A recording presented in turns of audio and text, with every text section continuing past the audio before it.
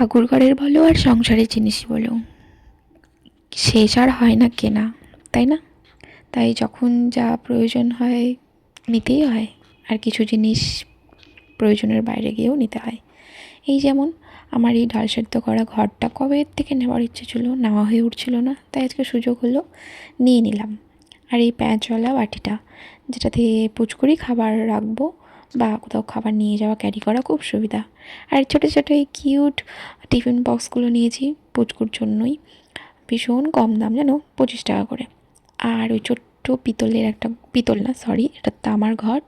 আর একটা ছোট্ট গ্লাস নিয়েছি, পুচকুর এখন ফলের রস খায় যেহেতু, তাই ফলের রস খাওয়ার জন্য। আর এদিকে ছোট্ট একটা গ্লাস বাটি, মানে গ্লাস আর একটা থালা নিয়েছি। ওদিকে দেখলে একটা পিতম্বরী পাউডার নিয়েছি। আর নিয়েছি আমার মহাদেবের ত্রিশূল, একটা নন্দী যেটা ছিল না আমার ঘরে, আর এই পাথরের বাটিটা। মেনলি এই পাথরের বাটিটা নিতে গিয়ে এত কিছু জিনিস নিয়ে ফেলেছি, ভাবা যায়? ভাবো তো, তাহলে একটা জিনিস নিতে গিয়ে কতগুলো জিনিস নিয়ে ফেলে। এই ছিল আমার সব কিছু বাজার, দেখে নাও। খুব সুন্দর হয়েছে জানো, খুব কাজের। টাটা।